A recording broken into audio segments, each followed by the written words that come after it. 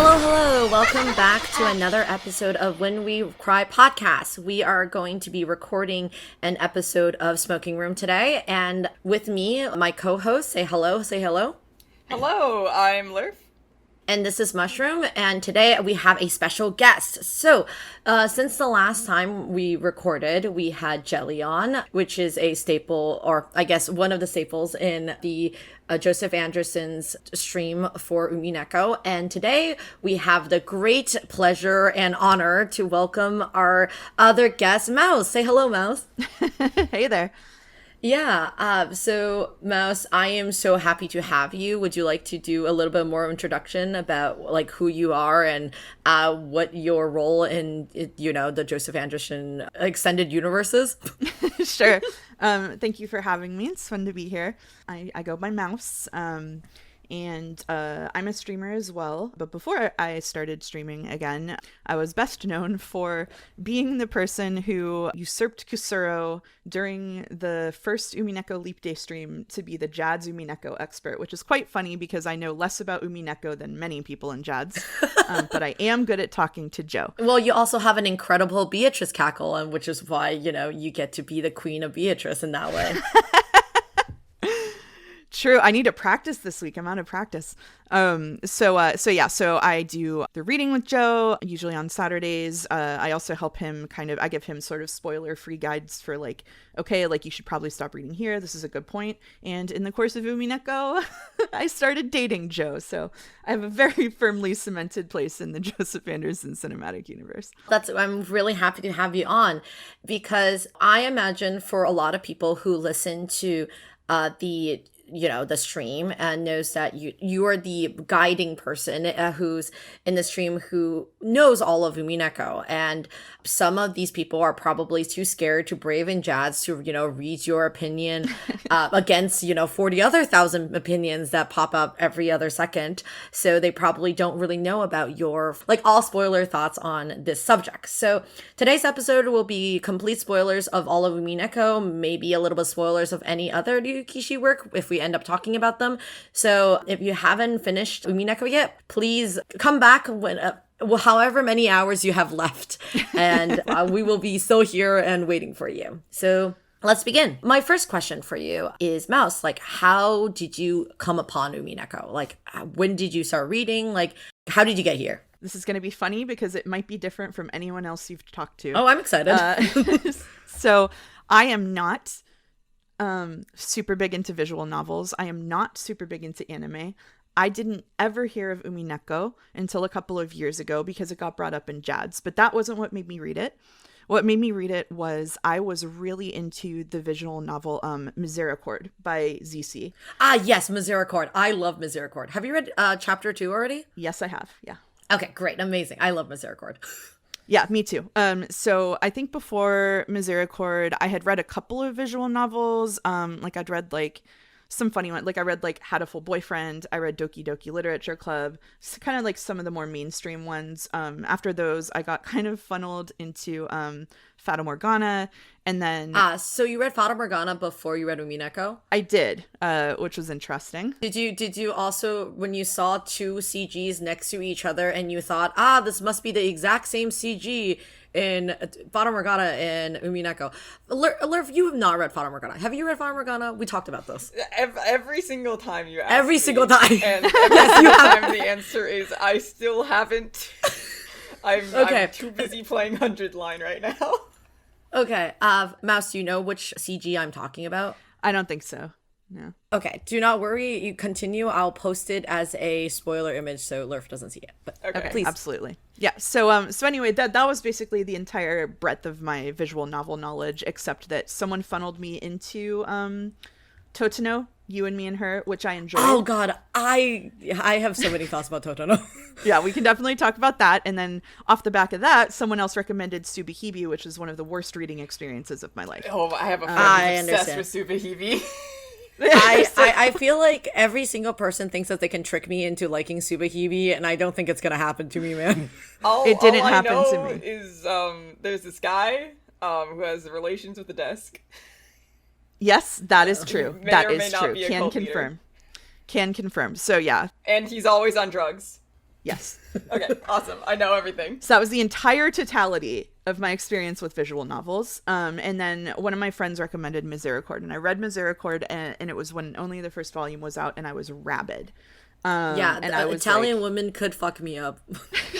I was like, oh shit, I didn't remember that first CG. Holy shit, you're so right about Fata Morgana. Wow. So that's the funny thing about oh god, maybe I'll put this in the description for the video, so if you have read both Fata Morgana and Umineko, you get to click on this and see a funny JPEG. The even funnier part about Fata Morgana and Umineko is that while it was written at the same times, and tackles very similar themes in very interestingly similar ways, neither of the author has read each other's work, but people deeply think that their staff members or the people who worked on it knew a lot about other work. There's no way you could have recreated that image that closely, from everything from the background, from the color to how the pointing is and everything. But now way. You know it. No way. Yes, no way. I do not believe there's no coincidences that look like this. I'm so curious. I need to read Fata Morgana. You do. Yeah, people were pushing in Umiden. They were pushing for him to read Fata Morgana right after Umineko, and I was like, you guys are... That is a terrible idea. You guys are not cooking with this one. I really like Fata Morgana, but I do not believe Fata Morgana is a good stream material work. It's also way too brutal. Like, I like Fata Morgana a lot. I would consider, like... I read Fata Morgana in, 3 days. I was rabid. And... Fata Morgana is the emotional equivalent of reading nails on a chalkboard and a torture porn that makes you feel so awful for every single sad puppy in this universe. Yes. And then worse things happen on top of that. Yep. And then times 1,000. And then something good happens. And it's that. And the thing is that on the flip side, Umineko is fun and happy and a certified good time, but Fata Morgana's rough, and it tackles such rough subjects in the most raw way possible. This is as usual a glowing recommendation to Fata Morgana.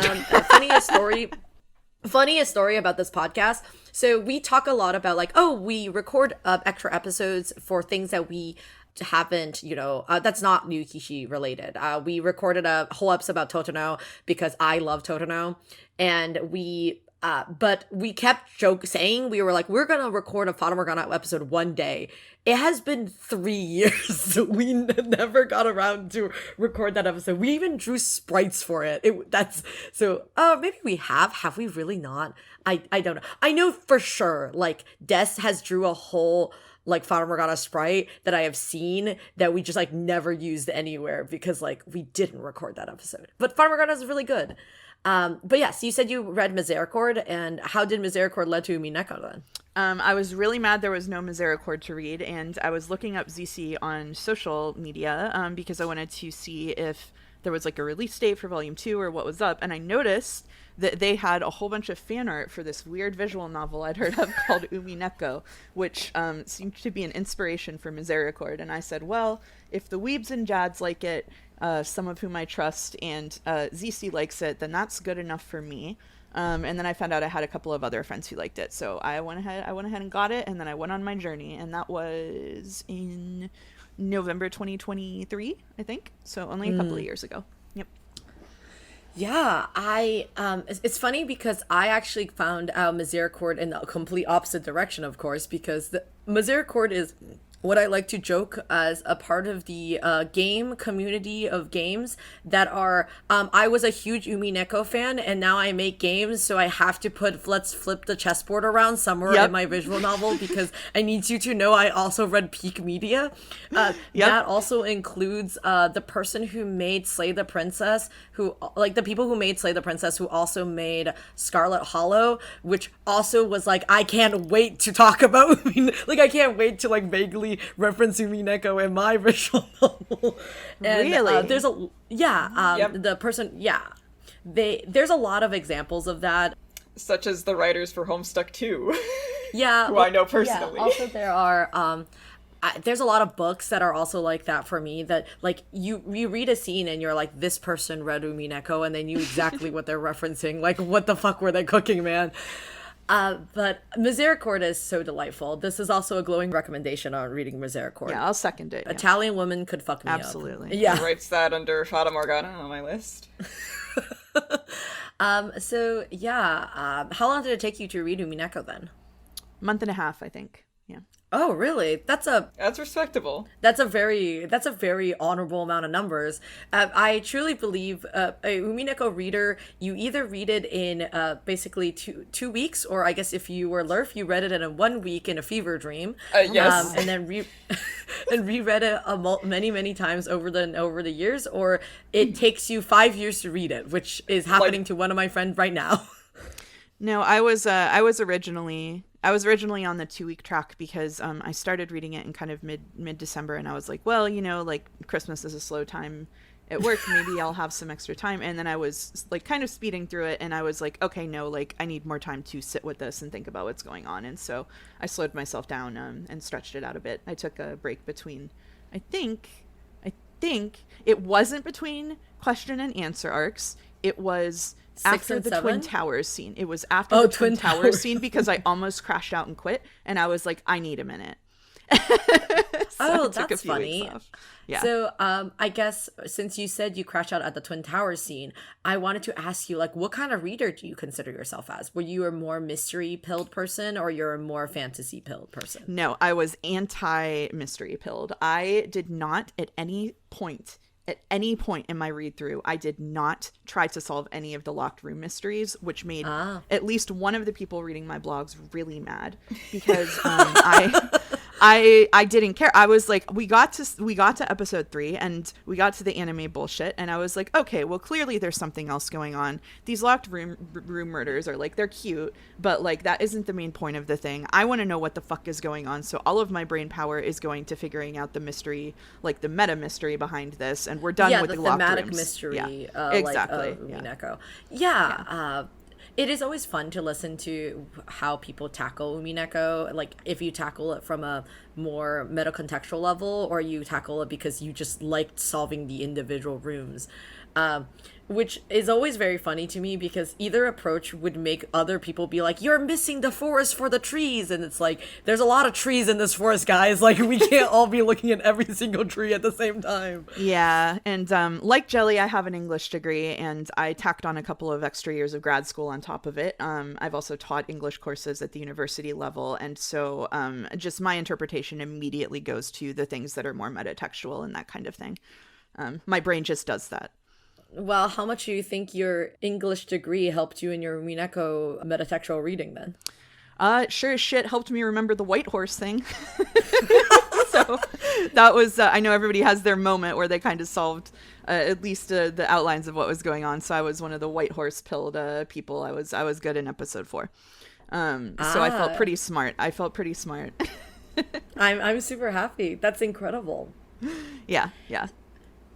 So, my next question is that, like, once you finish Umineko, like, did you feel like you had to go, like, tell people to read it? Like, how did you even end up, I guess you were only the parts of the conglomerate of people who were incredibly excited for Joe to read Umineko. So, like, I always think about this in a very odd kind of way. Like, I am not religious, like, not even religious at all. But Umineko is the only piece of work that I have ever read that made me was like, I'm ready to evangelize people now. Like, I'm ready to spread the great word of Ryukishi. Like, you might think I am crazy, but like, I'm sure ready. Like, sign me up and like put me in the front lines.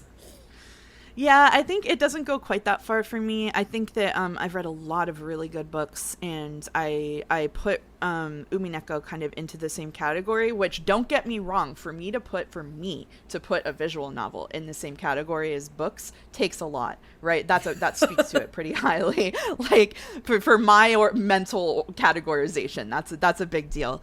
I don't try to like sell it to everybody I meet, but the Umineko, if you read it and read it all the way through, and it hits and clicks this way with you. I like to joke about it sort of just like it achieves just like 3% brain saturation. Like there's just a piece of your head that has been just wrecked by Umineko forever, which is fine.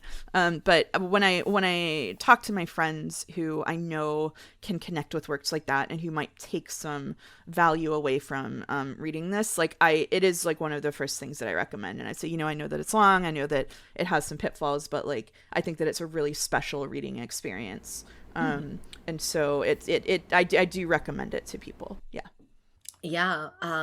So I guess my other question would be like, how does it feel like to, read with somebody who has never read it before? So, you've mentioned that when you were reading Umineko, you said I guess you read it by yourself, but you still were talking to other people who were reading, who already finished, or like you blogged it. But how's it feel like to be in in the same audio space with somebody else who is like actively reading in front of you and re-seeing scenes again and, coming to better understandings? Like, how does that make you feel?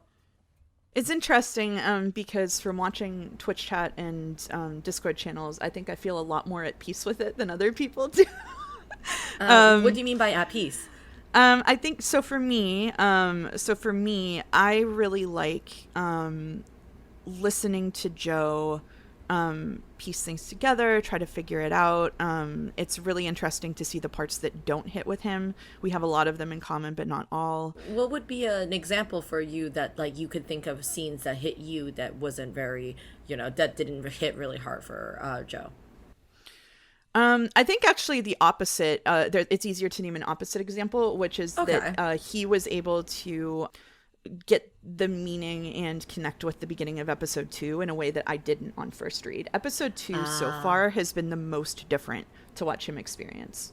Yeah, it's very interesting because I remember this is like horse betting, and you bet on horses in the very beginning. You were thinking like, when is the horse gonna really hate EP2? And which lots of people in the server were talking about how they didn't really like EP2 on their first read, and it was actually really refreshing to see somebody, walk out of EP2 and be so glowing about it. I think EP2 is really, really important. It's so contextually important in the work.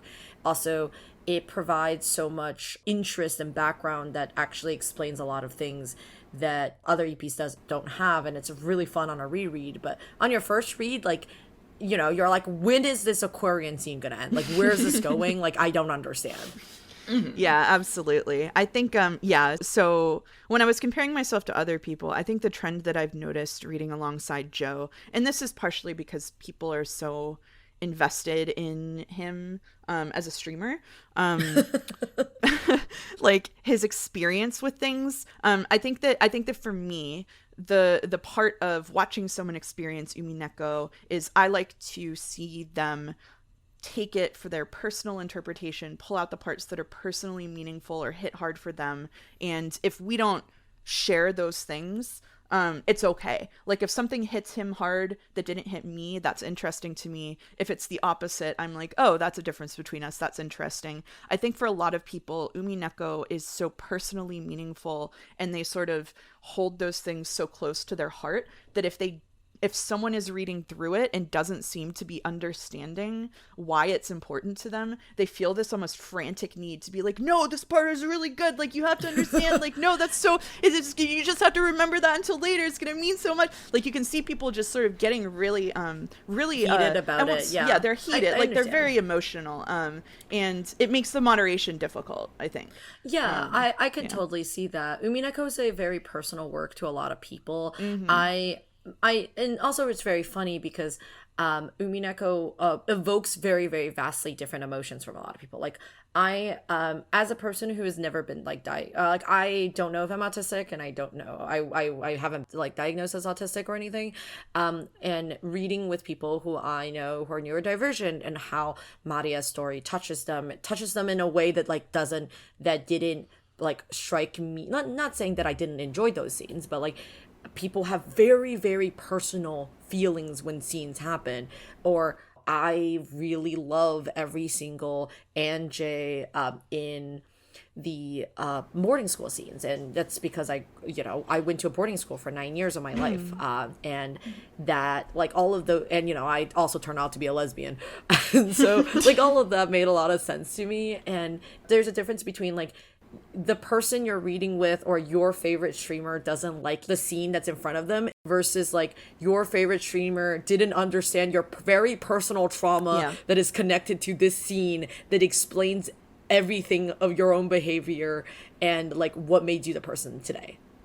Yeah, I think the only time I've been genuinely frustrated with the response to Joe reading was in episode 4, and he's a parent. And, watching those scenes with Rosa and Maria are really difficult.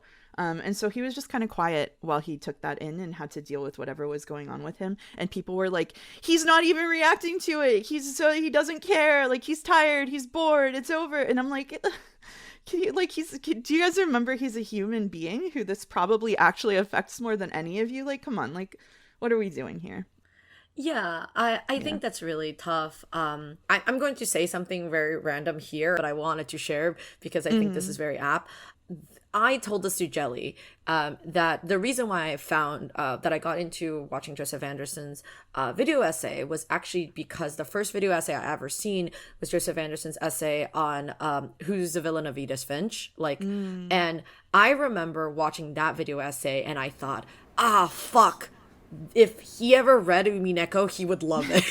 Like Edith Finch is about Umineko, and I was like thinking that, when I told Jelly thought it was the funniest thing possible, and I said like not that I'm not doing any of this because I think this is all a long ploy to get to talk to Joe. Like I don't have that desire. I genuinely said to Jelly, I was like, I'm inviting people on because like all of you have such interesting things to say about Umineko and I want to talk to you. But I was like, if I ever did get to talk to Joe at any point, not on a podcast or on a podcast, I would be like, I wanted you to know I thought you would have liked Umineko like 7 years ago when you put that video out. Oh, see, when I told him that you invited me and Jelly to be on the podcast, he was like, why didn't they invite me? I told Mushroom, my initial pitch was we should try to get Joe and Jelly on here, but then we realized Joe's probably really, really busy. We didn't want to bother him. We gotta shoot for the stars. We're scared. I know. We're working there. I'm a very conservative, not like conservative, but like I try to plan my steps very firmly on the ground if I can, which meant that like I was very excited about like the concept of getting Joe on if I could have, but I was also just like, I don't know if I could. I'm so scared. We're a small podcast. We would be crushed. Great wave. Little 700 subscriber podcast in the corner of YouTube that rambling about Umineko. Yeah. Oh, no, I mean, listen, I get it. I used to stream, when I started streaming like 2 years ago, I was streaming for like 20 people, 20, 25 people maybe. And I was like, oh, I want to start streaming again soon. And Joe was like, okay, I'll read you. And I was like, oh shit. And now I've jumped to like, 200, 300 people for a lot of streams. And I'm like, don't know what I'm doing with it. So I feel you. It's stressful.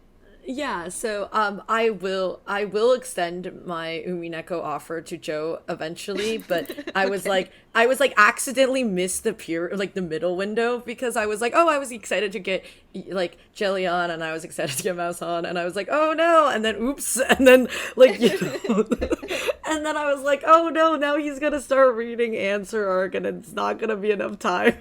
Anyway, that's so. Okay. I'll don't worry. I'll make my way there. But hopefully, maybe if I'll reach out if you're scared. How kind of you, Lerv, to stand in front of me to have this bullet for me. She asked for no pickles. So yeah, sorry. That is completely off topic. That's okay. I think like there's a reason why people want to read Umineko with a streamer or a let's player. I think Umineko, when you're reading Umineko and you're either reading by yourself or with a friend, it feels like the kind of experience where you want to see other people's reactions. Like you want to see if they reacted the same way to like very specific scenes. So I, used to go watch lots of different Let's Players on YouTube to play Umineko just as background noises when I was working on projects. And, you would oftentimes see very similar comments who are like just hopping around talking about their Umineko thoughts. And, in some way, like reading Umineko is like, you could find a very big community, and at the same time it's also an oddly lonely experience when you're like spending so much time reading a piece of work that's very long that you like keep in your head. So I guess my question for you is that now you have like what's your strategy of like talking to people who haven't finished Umineko yet? Like how do you like engage with them? Well, with Joe, we very rarely talk about it off stream. On stream, I'm just basically stay silent, and then if he has a question for me, I just let him ask it. So when we're in front of, and that's because just some of the audience just is really spoiler sensitive, or thinks that if I say certain things, it's going to push Joe in a certain direction. Like I'm very, very careful on stream. Yeah, off stream, people we very rarely talk about it, but when we do talk about it, the most that I will do is ask questions, and not leading questions, but he'll like put out a theory and I'll say, well, why do you think that? And then I'll say, well, this, do you think that lines up with that? Like basically I'm just like kind of a robot. I'm Chat GPT, like just like I try to be as neutral about it as possible, because really I don't want to push people in any particular like certain direction. Directions and yeah we have talked a little bit about what he's seen already and things that he thinks about the story structure, and sometimes I am forced to say the enraging thing, like I don't think that we can talk about that because I don't think you have full context for that yet, so I can't give you an opinion right now.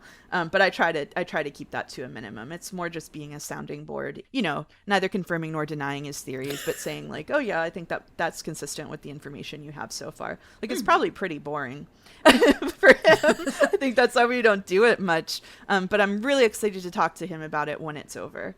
Because, yeah. That's mostly what I wanted to ask about your experience reading with somebody else. But actually, I'm way more interested in what you want to say about the series. So I guess my first question is this, is that, it's a very instinctual thing that people want to rate, or they want to, like rank all of their favorite EPs. I find it very difficult. So instead of, asking you to say that, I want you to like, could you just walk me through all the EPs and like, which one is your more favorite ones and like why they are important to you, just like as a whole? So you mentioned earlier that you don't want to sift through 40,000 opinions on Jad's or whatever to find mine. And I will tell you that I don't post my Umineko opinions on Jad's, because I posted that my favorite episode is episode 6, and everybody got so worked up about it that I just never talked about it again. I saw someone the other day with episode 6 hater in their nickname, and I got so upset because Mushroom and I are episode 6 truthers. Yes, thank you so much. Congratulations, Mouse. You have now found the two other people who would go to. I will die for EP6. EP6 is my favorite EP, no doubt. I adore it so much. It has so many incredibly important things about the story. So why do you like EP6?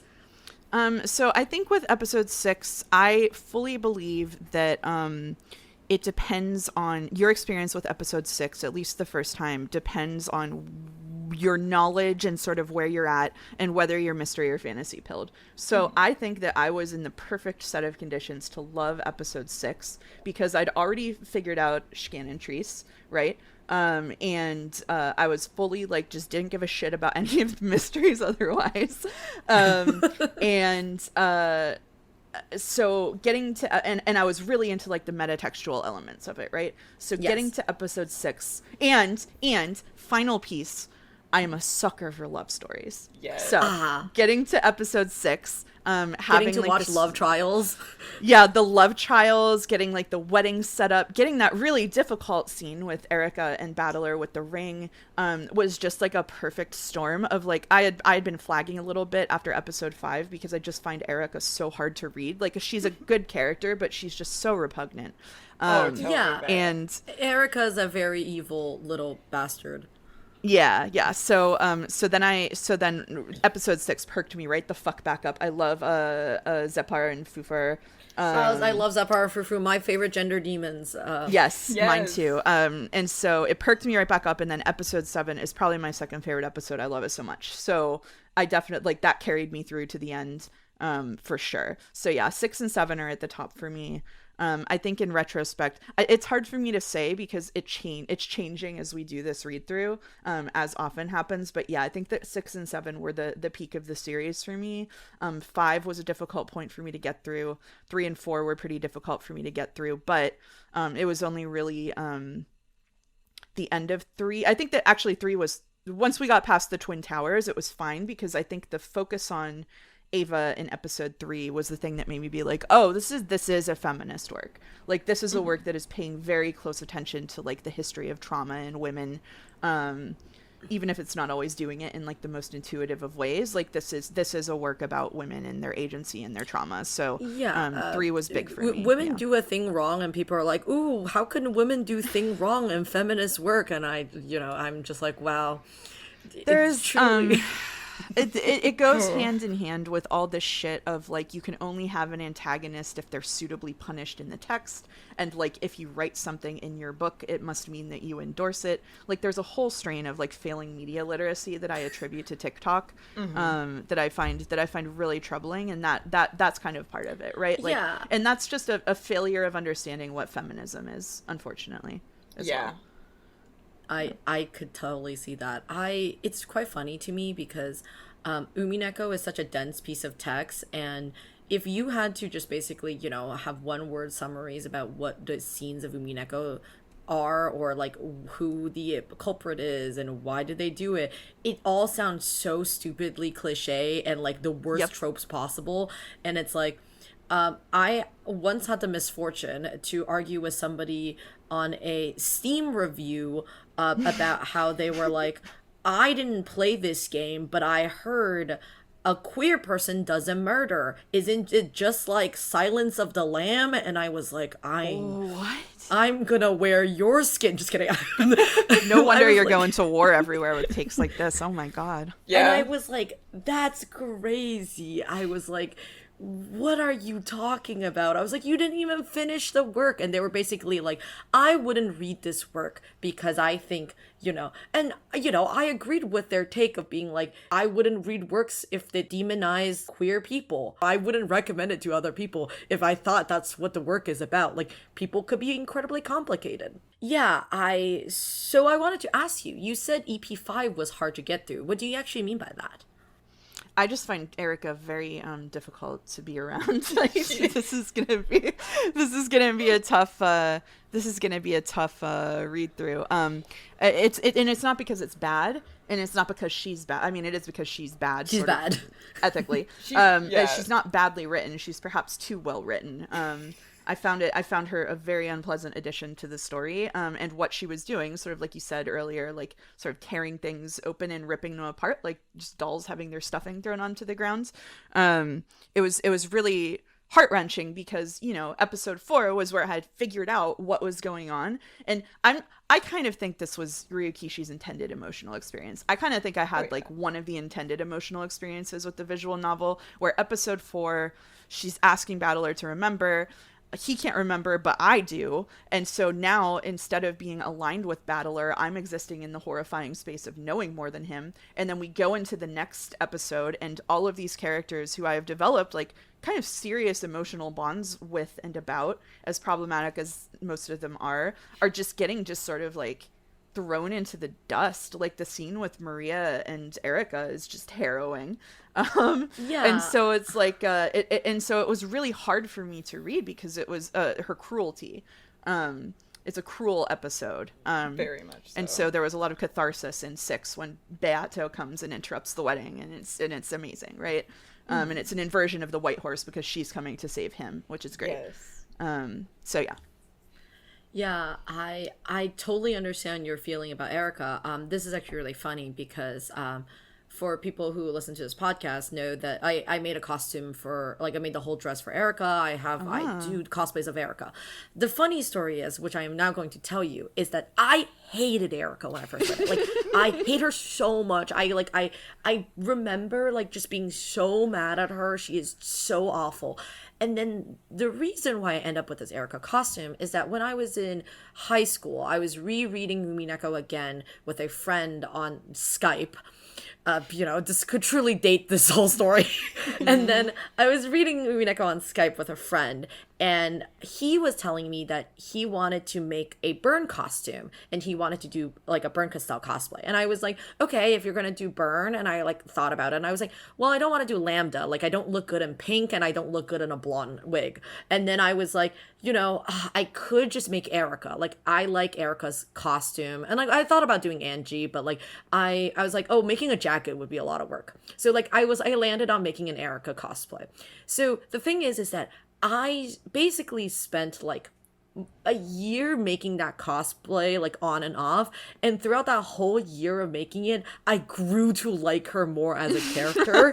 And then and it was so crazy because this was already like, I don't know, 5 years or like after I finished the work. And then when I finished with the costume, I'm like, nope, I now unironically love her. She's horrible. She's trash. She's the most exotic, like creature in the sewer tonight. Like, and I adore her. Like, she's incredible.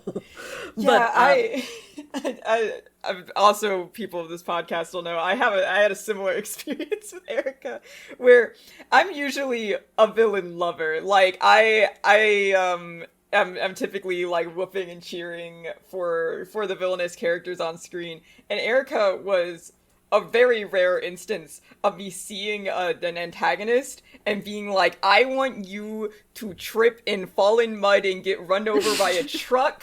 I hate you. I loathe and despise you so much. I want to like push you down a hill and like watch you fall like Wile E. Coyote style, and I held that firm belief. Like, I just did not like Erica, even by the time I finished Umineko. And then I cannot tell you what happened or what changed in my brain chemistry, because there truly was no trigger. But just 2 months after I finished Umineko, I suddenly was like, Erica's my favorite character, like top 3. I love Erica so much, and I don't know how that happened. Genuinely. That reversal hasn't happened for me, but we'll see what reading as her does, because I think that there's no way to get around that. I'm gonna have to read Erica because of her interactions with Battler. So yeah, I like, the thing is that I love Erica, and everybody who likes Erica, it's God. Lerf, could you go find that one meme that's the I love Beatrice, and it's like a person with like 1,000 words behind it.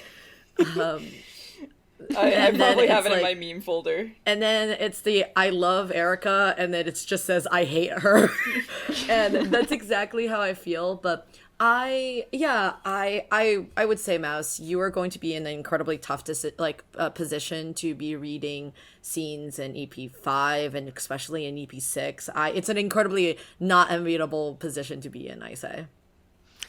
Yeah, definitely not what I'm looking forward to. I did ask, some people in Umidan were like, do we need to give people content warnings for this stuff? So I did advise Joe not to give specific content warnings, but to just give a blanket content warning at the end of or at the beginning of episode 5. Hey, like, the second half of this is going to go pretty deeply into some themes that might make people uncomfortable.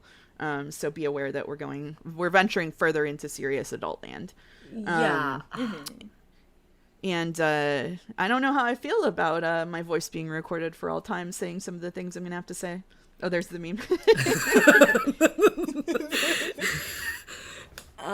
But I just like, Mouse, regardless of what happens, I believe you will be putting on, your best performance for this. Yeah, absolutely. Well, if I'm going to play Erica, it's going to be playing Erica with my full fucking pussy in it. Like, come on. Yeah, like, exactly. We're not half-assing. You're not going to half-assing this. Exactly, Cannot wait to hear your battle with someone crash out with the duct tape in episode 6. Wow, wow, wow. Oh my god. I cannot wait. Wait. She's so funny. Yeah, so you said we've been talking a lot about EP6 and Erica. So you said you really like EP7, and I wanted to hear your thoughts about EP7 because EP7 is a strange work, and it's also, the One Piece One Piece it's EP. Sorry, I'm having such bad brain stun lock that I am now reacting to the things I said myself. So EP7 is so different from the rest of all of Umineko. What do you love about EP7?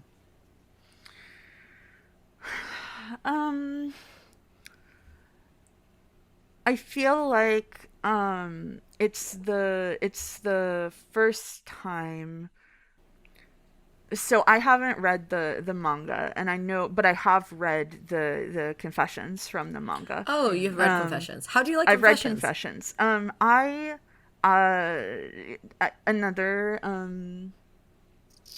Another controversial opinion is that I like Confessions because I like that we're finally sort of directly getting to hear Sayo's voice.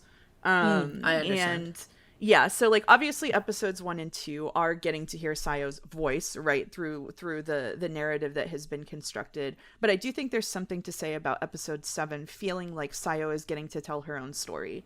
And not understand. through sort of metaphors. Yeah, not through like this long elaborate plan, like whatever. Like I think that I like episode 7 because again, I think I was in a good space for it because I had basically I didn't figure out the Nazi shit. Side note, Oko on Jad's is doing such banger fan art of like the little mouse character they do of me. But she has the one-winged eagle as like a ear cuff, and Jelly raves about what a good design thing it is. And every time Jelly raves about it, I cringe, and I'm like, oh, wait till he finds out it's a fascist symbol. Yeah. Anyway, Oh, I didn't figure out that shit. Yeah, God, that's so funny to me. It's also so obvious on a hindsight when you think about it. You're like, ooh, who would like eagles class? Gold eagles even. Yeah. It's the pieces were there, right? Like we knew the timeline. We knew that Kinzo mysteriously got a bunch of gold. I don't know why I didn't arrive there earlier. I actually think at some point, my blog is gone now, but I deleted it. But I think at some point in my read through, I made a joke about it being Nazi gold, and then like it really was or whatever. Like it was fascist gold at least, and I was like, oh man.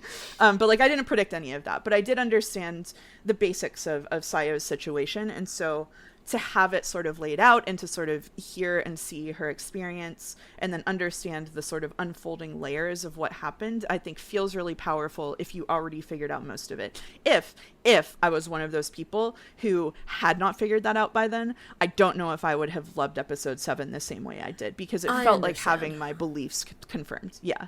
I got to feel smart again. I'm so happy. I was gonna say, I think EP7 is a vastly different experience for a lot of people. Like, EP7 is when the actual thematics of Umineko and Ryukishi's talking in a more bare way, where he's laying things out with a slight amount of obfuscation, of course, but it's basically what a confession is. And he talks about all these things in a very personal way. And if at that point you didn't believe in Chicanan Tris, then it would just not work. Like, it would not work on you. You would read all of EP7 being really mad that Yukishi's, destroying your theory, and which is why I think a lot of, people with different opinions of Umineko probably had their great diversion at EP7 when they are shown the more obvious stuff. Yeah, I think the other thing about episode 7, and this is so funny because I just saw someone in a server like literally an hour before we were recording.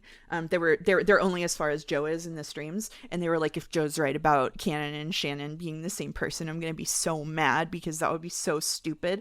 And I kind of felt the same way when I figured it out. I was like, oh no, we're doing a multiple personality thing, because at least one of the visual novels in the list that I gave you involves a multiple personality thing, and possibly more, but I don't want to spoil alert.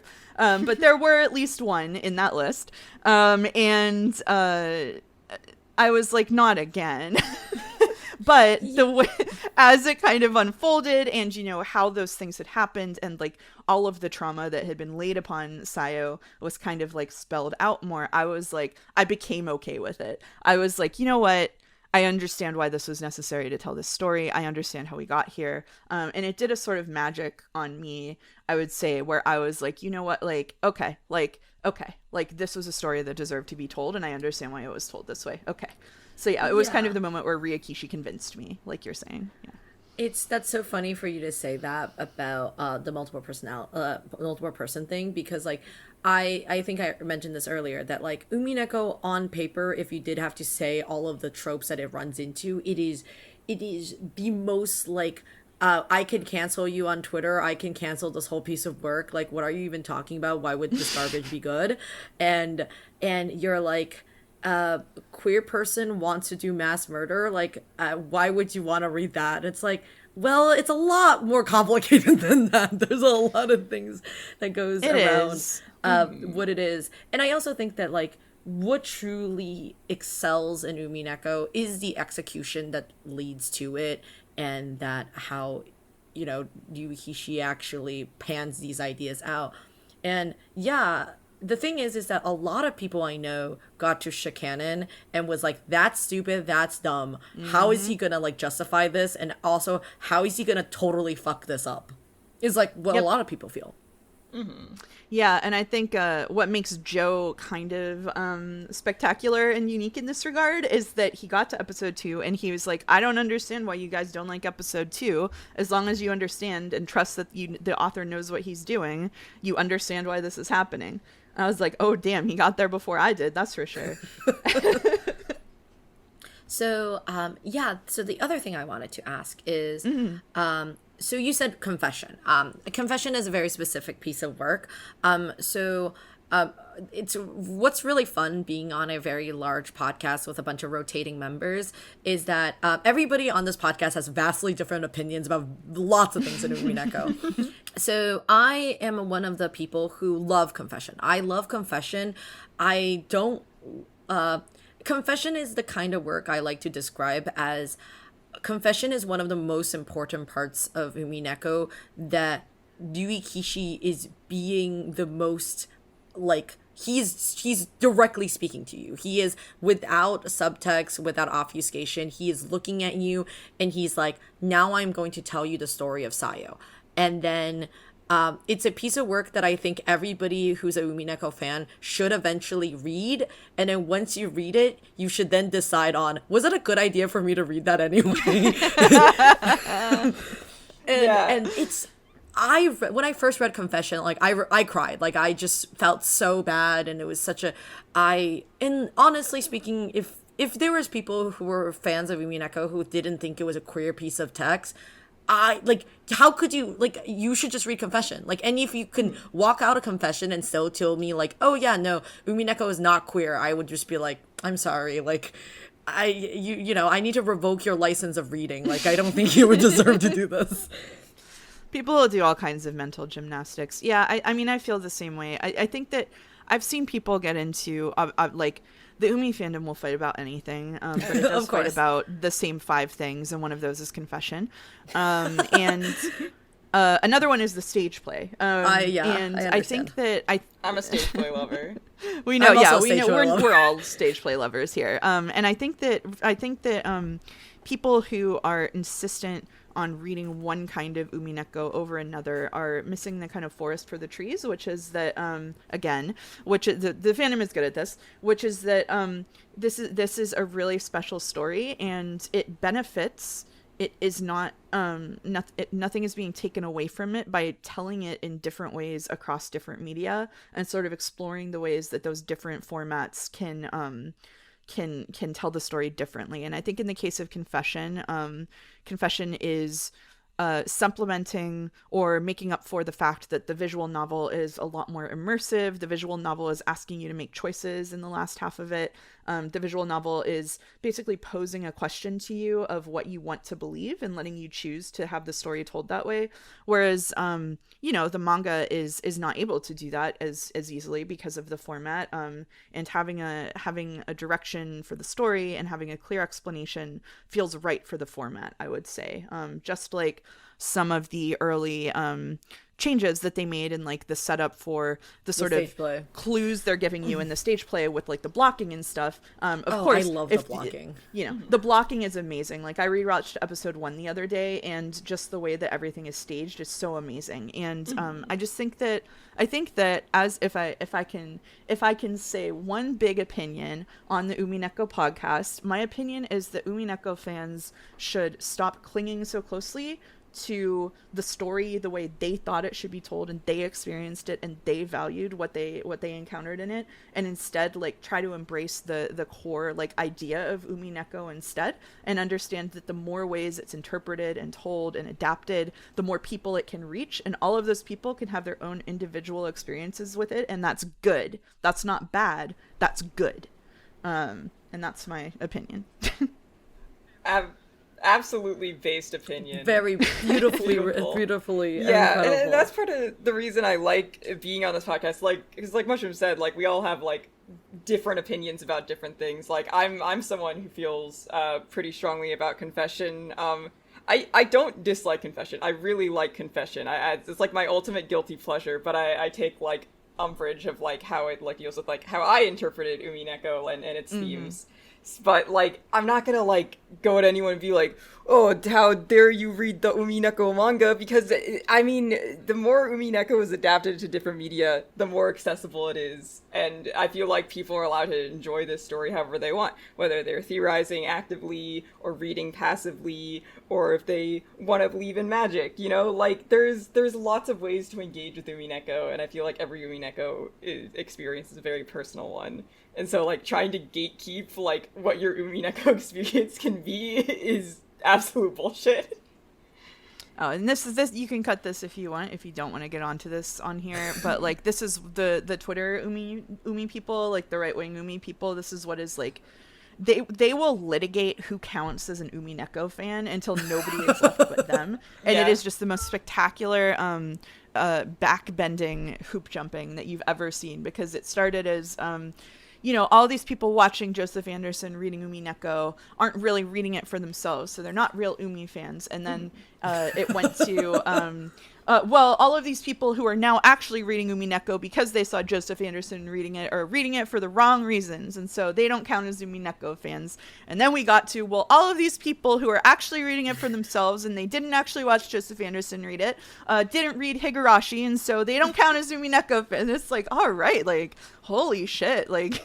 You want to be the only ones in the clubhouse. We get it. It's smelly in there. We don't want to be there. It's crazy. I do have to say, there's nothing funnier than the conceptual idea that when I was inviting Jelly on and I was like, yes, don't worry, we didn't trick you on here to be one of those weird Umineko purist people who are like, and then Jelly was like, you're talking about that Twitter thing, right? I was like, yes, I'm making fun of that. Yep. And then I was like, now I truly wish I was pretending to be those people to invite you on. Like, that would have been such a funny bit. Not that I would have done it, but like, I was like, I would see like, that is so funny. Like, can that be your next April Fool's episode? Like us all pretending to be Umineko Twitter people? Like, pick your favorite Umineko Twitter guy. I pick Italian Anon. Shout out to Italian Anon. I truly... they're my idol. I love them. You could not write funnier tweets than those. You're still famous in my club. But yeah, you said the things about, like, you talked about 6 and 7. So what was your experience of 8 in the end? So you said that you read all of EP like 8 in the VM format, and you also read Confession.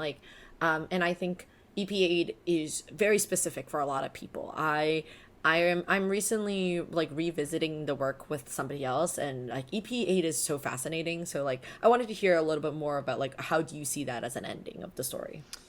Yeah. So my experience with anime bullshit in Umineko is that I by the end I had been like, oh, okay, I get it. Like we were doing like the anime fights and stuff because we're working in this medium, and because like this is coming from a culture where that's in the kind of story that he wants to tell, and obviously we're doing some subversion of it, and even Beato actually just directly calls that out at one point and is like, Battler, don't you like this? It's just like that anime and manga that you enjoy in the Twin Towers stuff.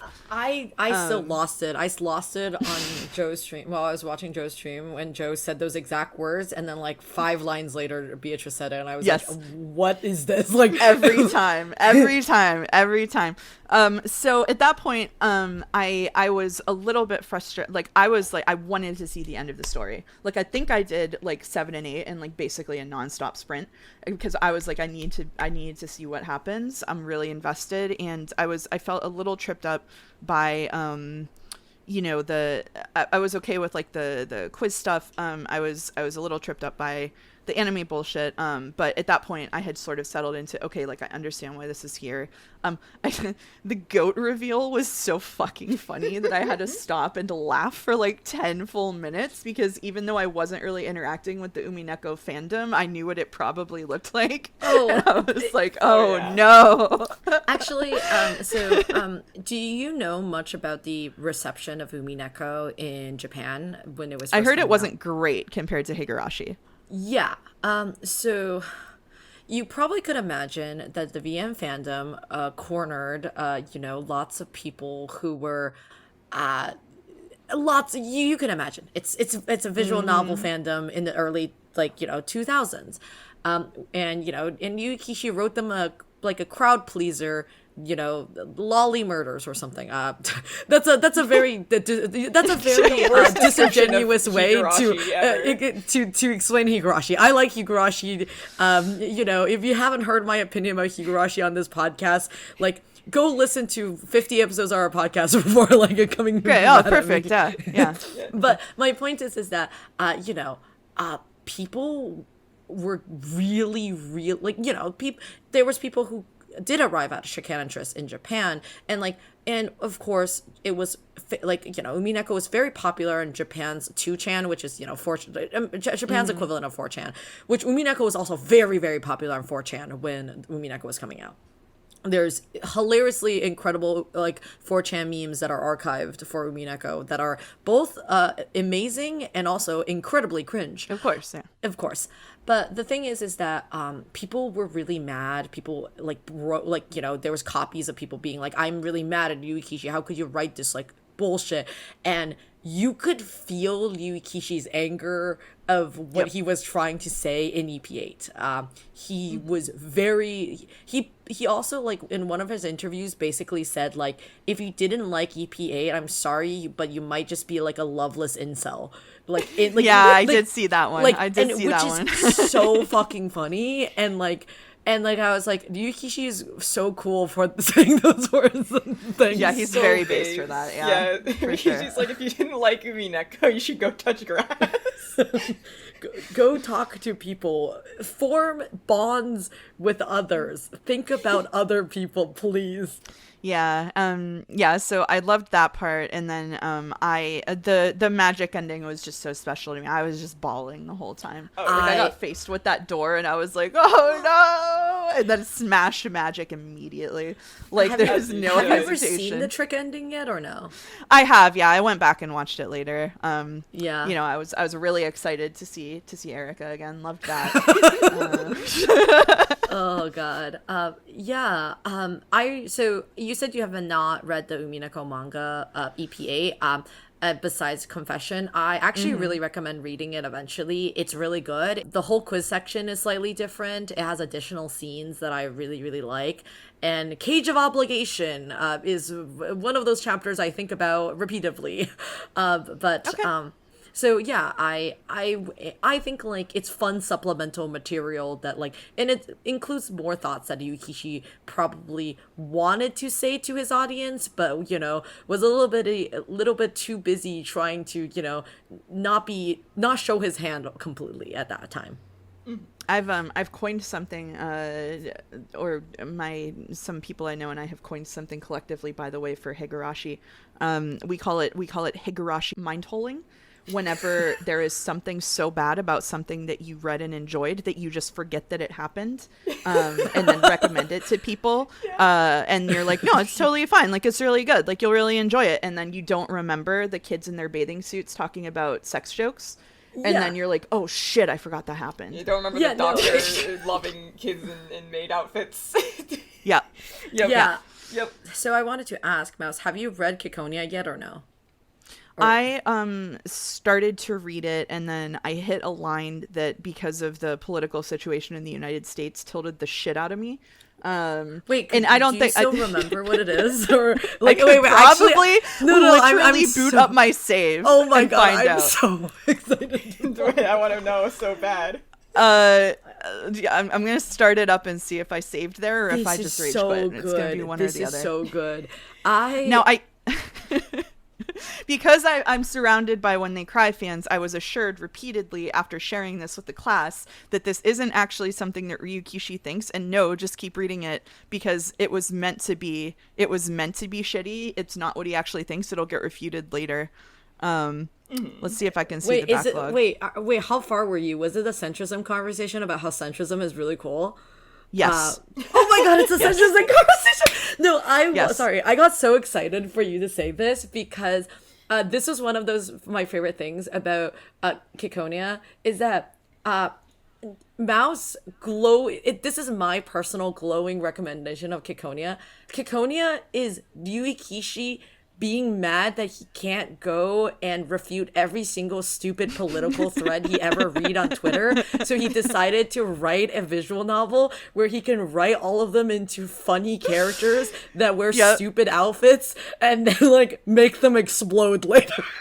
Yeah, so I'm looking at it, and the last thing that I saw, spoilers, is, however, no matter which time period you look at, history doesn't record many people capable of tolerating different opinions in the name of diversity. Whether it's religions, ideologies, or how you like your eggs cooked, the world is full of people incapable of accepting diversity.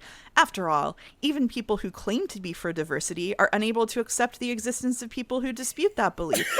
People crowd together with those who share their own views, exterminating all opposing views. That's what debate means to humanity now. And I was like, I am not fucking sitting here reading some fucking person telling me about how safe spaces shouldn't exist, and we need much for the tolerant left. I was like, we're not having so much for the tolerant left here. I'm not doing it. I don't have the brain space writing for glowing articles about how cool this Nazi is, and have you thought about that he grew up in a sad family, that he really needed help and needs a girlfriend? It's like, no, actually, I don't. So the community did reassure me this gets refuted later, and I was like, that's fine, but I don't want to fucking sit through it right now. I want you to absolutely know fair. you should look forward to finishing more Ciconia, because there's going to be things that happen in Ciconia. Okay, so do you know why it stopped being written? Like, do you know why Ryukishi stopped writing it? Yeah, I've heard that he said the thing about it having too much to do with like what was going on with world events. Yeah, specifically Ukraine. Basically, like Ukraine happened, and he was like, "Oops, I'm sorry." I also want you to know, look forward to read. Okay, this is a slight teaser, if you would allow me, for your Ciconia reading. I am not spoiler sensitive at all, so go for it. Okay, the slight teaser for your Ciconia reading for the listeners. Imagine reading Ciconia in the middle of a pandemic when somebody in Ciconia says, okay, so there's a plague happening. Do you think one of the countries made it? And then I was like, I'm losing my mind. This was written before COVID. Oh, God. And poor Ryukishi. It must be difficult to be a future teller. The gift of prophecy truly was with him. And it was very unfortunate for the world. There was, like, Ciconia is such a funny reading experience because you could see Ryukishi get actively so mad at like reading. You're reading this and you're like, is this about American politics? Is he talking about American politics right now? Like, am I stroking the fuck out? Like, am I like, I might be a Mara-centric brain right now, but like I think he's talking about American politics. God, this something to look forward to. Yeah, so I live in America, but I am planning to move to Canada eventually. Hopefully good sooner for than you. later. Thank Oh, you. I wish And that were me. I have to put everything on hold that tilts me out about American politics until I do that, just for my own mental health. I understand. So yeah, that's how I'll 100%. celebrate moving to Canada. Is I'll read Ciconia. Yes, I think Yeah, you the really C in should. Ciconia stands for Canada. I don't know if you knew that.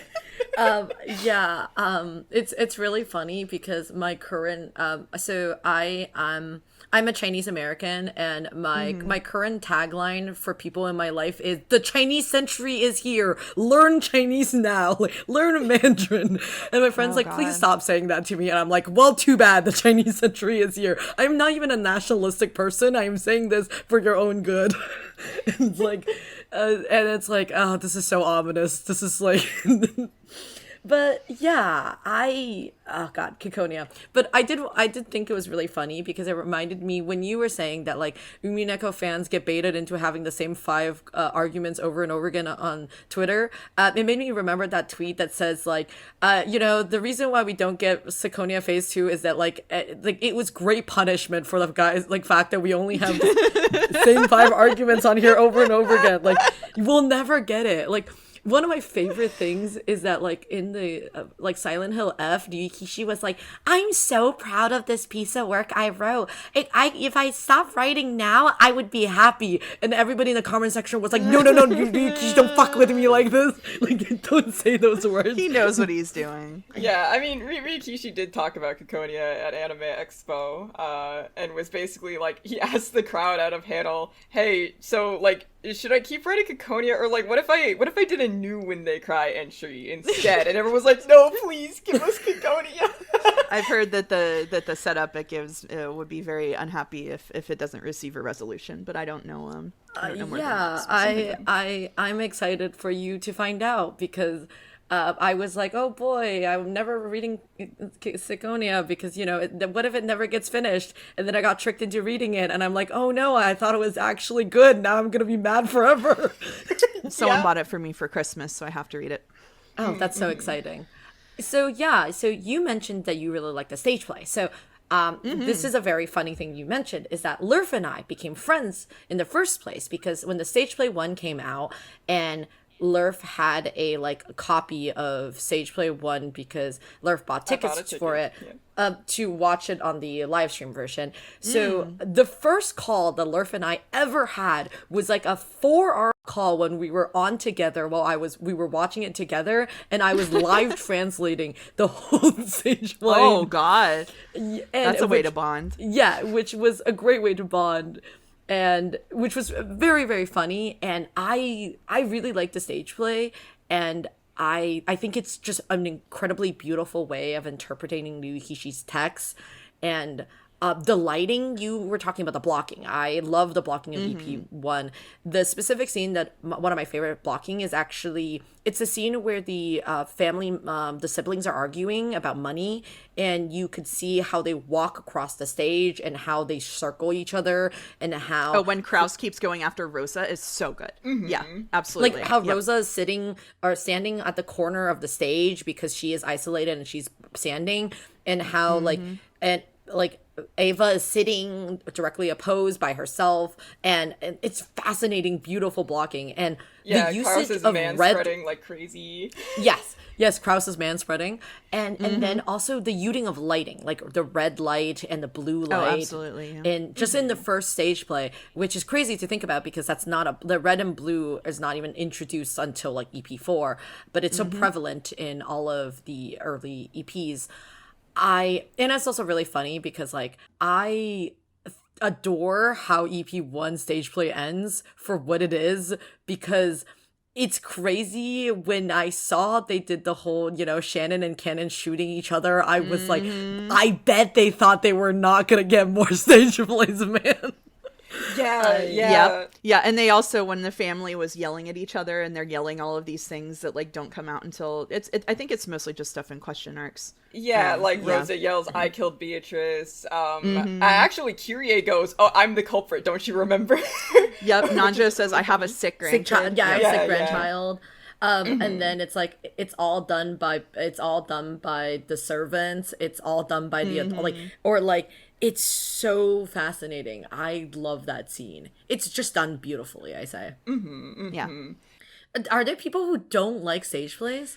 I think I've seen at least a few. I've never met one. Yeah. On the topic of blocking, I don't know if you guys have seen the EP5 stage play yet.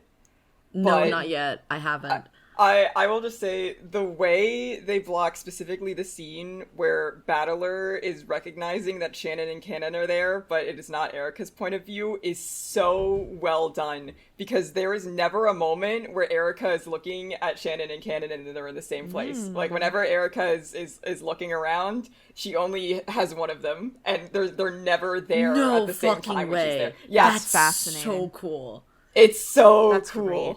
Oh, I'm gonna watch for that. Thank you. I'm so excited. I think I'm gonna try to watch it probably this week before I read on Saturday, because I do try to listen to the VAs, and even though I'm not a professional voice actor, but I do try to use stuff like the stage play and stuff to inform how I read different characters. Obviously I go super hard for stuff like Beato more than I do for some of the other characters, but I do try to at least give them some inflection. So I gotta take Erica notes. If you want to watch the stage play, go find your local friend who can get you a stage play. Yeah, absolutely. Yeah. I don't need people hounding me for my stage plays. I'm gonna watch episode 1 of the stage play with Joe tomorrow. Oh, that's so exciting. Oh, that's so good. Are you also gonna watch the tea party as well? Yeah, I can definitely do that. We'll see how 3 hours of stage play is already a little bit much. So. God, the stage play is so funny. The stage play is actually how I tricked my friends into reading Umineko, two of my friends to read Umineko, because I was like, "Hello, welcome to my birthday party. I'm sorry, please sit on this couch where I'm gonna strap you in. Next 4 hours of your life would be for the stage play." I can't wait for Joe to have I know him so well. I know I'm going to have to pause it, and he's going to crash out because they just delete the airport scene entirely and condense the first 4 hours into 10 minutes. He's going to be like, "Why did a Ryukishi do that?" I already know it's going to happen. Will he crash out when "What Are These Boobs" is still kept in? Because he has decided that is somehow an important scene. Joe has the ability to morb things in incredible ways.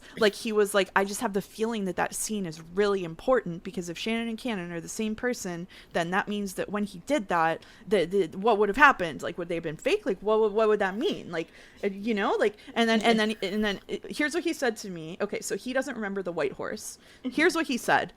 On the phone with me. He said, "So I've been thinking about the Battler's Sin thing, and my feeling is that it's something really unfair. I'm going to read it when we find out what it is, and I'm going to be like, that's not a fair thing for him to be upset about. But then we're going to realize that Beato or Sayo or whoever it is was, in a really bad position and abused as a child. And so she was clinging to Battler as a way to get out. And so whenever he did something to upset her, it felt way bigger than it was. So it's going to be unfair, but her situation is unfair too. I just don't know what it was." And I was like, Big brain. That's big so brain. funny. That's so funny. I think my favorite part of all of the streams is when he's suddenly realizing that Shikanon is possible, and he's pulled it up and he's switching between them, and he just goes, "But yes. What are these boobs?" Yes, there's a really good episode. There's a really good, I think I can send you. There's a really good edit that somebody did. It's kind of long, but you can watch it later. I might have seen it. Is the Umineko experience video or something? Yeah, it's the Red Web experience. Yeah, the Red Web incident. So good. Yeah. The Red Web incident. I have seen it. Yeah. It's right one there, of my favorites. Yeah. It's so good. Second to the Mir PS5 Sakataro crash out. I can't losing believe my mind. I can't believe that was real. The 7 years in this server. I was like, this is so funny. The absolute betrayal in his voice when he was like, "You've used this emote talking to me," and I was like, "Yeah, what do you want me to do? What do you want me to say here?" It's so good. We talked this with a lot with Jelly about the feeling of like Ryui Kishi trapping you in perfect little corners because he could predict what you're thinking and he could predict what you're gonna say. This is not about the stage play, which is the thing I was going to ask. Oh, sorry. I just dropped something. Oh no. It's okay. So now you have gotten like all of these parts of Umineko through, and you know the stage plays is incredible. I wanted to ask, like, how does it feel to like, you know, revisit Umineko again? Is this your first time rereading through Umineko, or like have you done this before? Yeah, it's my first full reread through it. So basically, I went back and reread some of the parts that I liked. Before we started recording, I reread episodes 1 and 2, and then episodes 3 and 4. I just sort of did. But I don't know if I'm gonna do a full reread of each episode before we read them on stream again, but I definitely reread some of the more important scenes because I want to sort of nail the tone. Like, I definitely reread, you can hear me cry on stream a little bit whenever the last 2 streams we did of episode 4, because Beato is just so upset and let down. And I definitely reread those ahead of time. I think it is really interesting. It is a completely different experience. Like I said, especially episode 2 is really different. But it's crazy how many tiny hints and nods to things that, like, I think one of the things I didn't remember was that they're just listing off demons in episode like 1 or 2, and they mention like Gap. And I was like, holy shit. And in episode 1 they bring, or episode 1 or 2 they bring up, like there's the Noxus Decalogue and the like the rights, and I was like, that's so funny. That's just a throwaway line. Yeah, it's wild how much is built in. Yeah, Battler bringing up, like, oh, maybe next up there's gonna be a bunch of people in goat masks doing fucking dances and shit. And then... Yeah, it's crazy. Yeah, it's crazy how much of the stuff to come is foreshadowed. It feels like... Especially the Ava receipt scene. My god, the Ava receipt scene, yeah. Sometimes I think reading through Umineko for the first time, it feels pretty chaotic, especially because you don't know what's going on with, like, the big anime fights, and, like, you're like, where is this going? And then when you sort of revisit it, it's like the Mobius strip connects, and you're like, oh, like this was all planned. Like this was like some of the plan changed through. Like I know he changed episode 3, I think. But you can really feel like how much thought was put into making all of these little threads connect. And I really respect it, yeah. Yeah, the fact that Ryukishi could rewrite all of episode 3 and keep everything consistent just goes to show how well of an understanding he had of this setting that he had. Like, all of, like, the little intricate parts of it, like, what each character even just has on them. Like, Ava always has that receipt on her, and it's just such a little minor thing that, like, she'll use it to, like, write down the numbers on the door, or she'll, like, stick it in a door to prove someone's, like, lying. You know, it's just, like, those little details. The other thing I was gonna say is that the thing is, the small note in EP3 about how Rosa has sleeping pills for, like, because she, like, you know, for meds for Madia, because she sometimes gets annoying and she gives her pills, and that is actually a very throwaway line that tells you how, like, a lot of the murders could be done, which is by like poisoning somebody or like making them go to sleep and then slit them throats or like strangle them, which is actually how later on in the same EP3 Kraus and Natsuki's murders are both done, and it's fascinating. Like, it's so small and so interesting how Ryukishi is able to plant these, like, seeds. Yeah, because Rosa mentions in that throwaway line that, oh, I'm out of sleeping pills, so I can't get Maria to calm down. Like, I guess I just didn't pack extra, or I didn't realize it was empty. Meanwhile, Ava's over there pouring it in everyone's coffee, and that's why all the cousins pass out for so long. Yeah. It's so good. Ryukishi's done it again. Ryukishi's done it again. He's always doing it.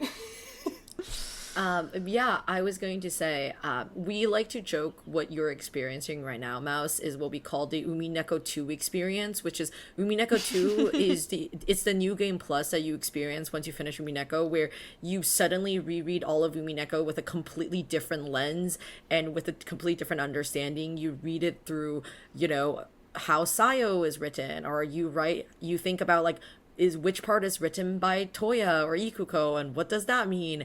And like it's a simultaneously a funnier and a way sadder story than it already is. Yeah, absolutely. Like episode 2, I was laughing at the beginning of episode 2 because I forgot how many scenes were just Shannon Cannon and Beatrice talking to each other, and I was like, oh my god, she's just like standing there staring into the like across the ocean, just have like role playing with herself. This is so fucking funny, but also like the worst. I hate this so much. Also, her just showing her hand completely in the second episode. Like rereading episode 2 is like the most obvious thing in the world. I'm like, why the fuck did I not think of this sooner? Like, oh, they get matching bruises on the exact same part of their hand, and they're the only ones really interacting with Beito. And it's just like, why didn't I know? Yep. Yeah. Reread Kishi's really good at making you feel like you were a little stupid the first time around.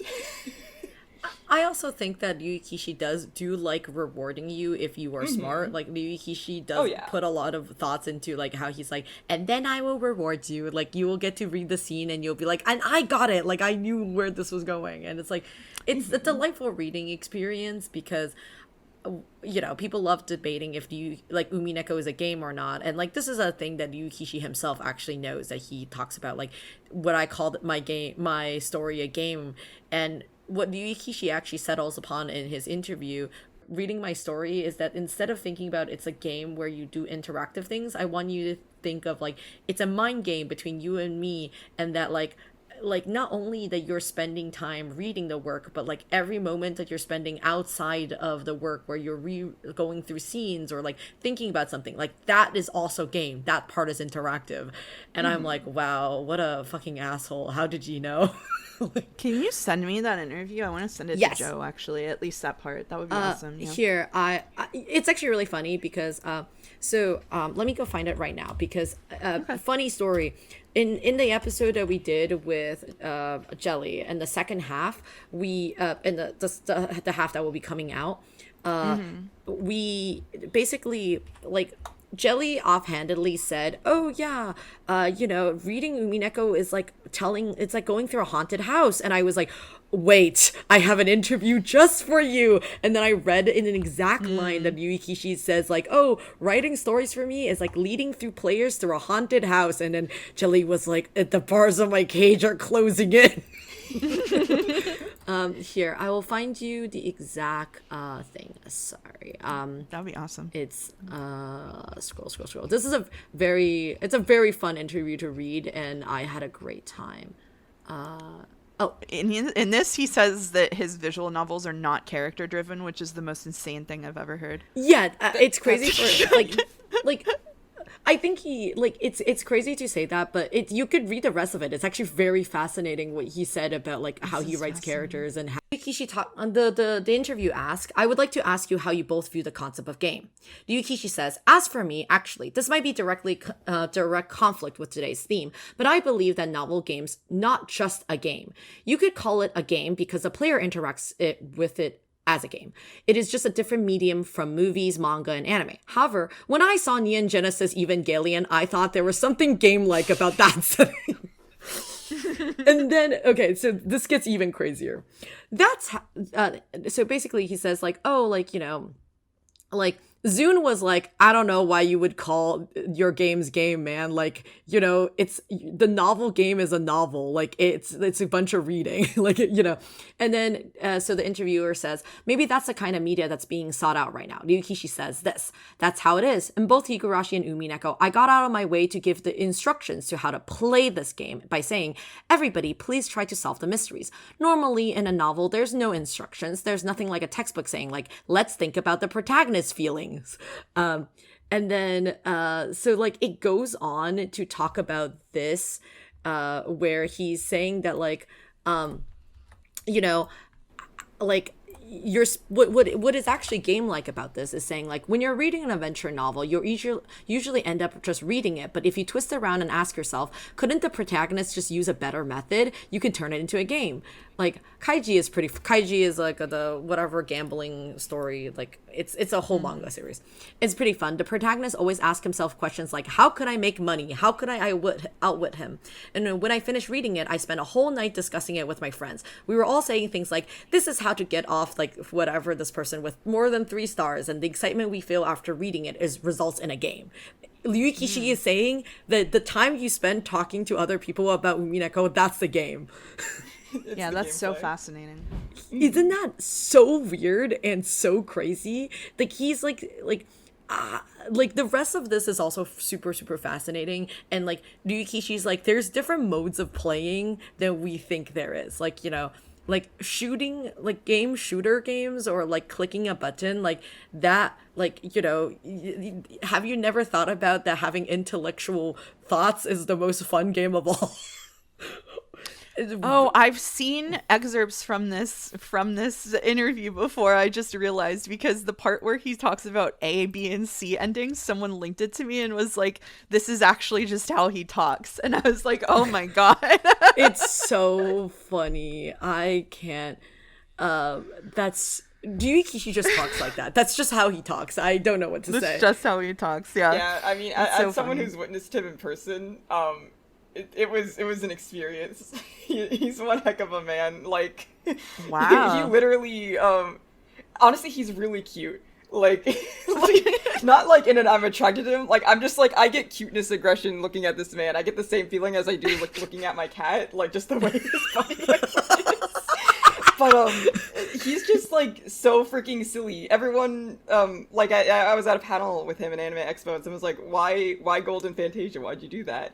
And he was like, I literally just wanted to see Beto and Madeline like fight each other, like for real. Good for him. Good for him. He's a big fighting game guy, so he was just like, yeah, I main Renove. Oh my God.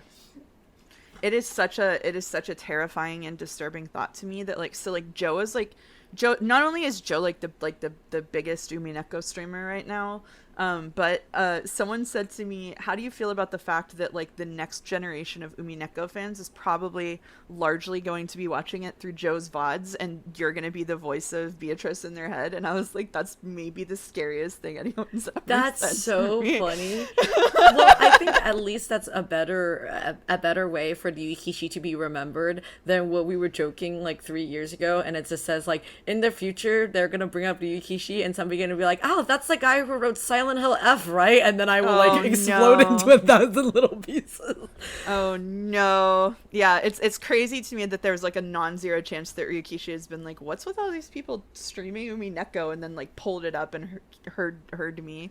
I don't like it. That would be incredible. Ryukishi is actually incredibly interested in the Western fandom. It's very true to say that like the Western fans of Umineko has been way more embracing of Ryukishi, and also, I mean, not saying that Japanese audience didn't like Umineko, but like it's funny thing is that like Umineko, Umineko is both one of the like the highest like rated VNs on like VNDB, of course, which is, you know, it's not an incredible great amount of indicator, but like really does actually say something. It's also one of like the top, like, I guess the 15 most liked visual novels like in China. Like it has its place in its pantheon of like, you know, having a great legacy. I was very sad that I missed this whole train of people who did a Umineko zine that Ryukishi wrote personal notes to every single artist who did that zine, and I was like, I would cry if Ryukishi, like, I'll find you that zine later, and I would be like, I would cry if Ryukishi wrote anything. And he wrote like very personal notes that he's like, thank you so much for drawing this character this way. I really liked it. Or like, you know, like, I'm so happy to see them eat cake. And you're like, wow, like, I love this guy. He's a very wholesome man.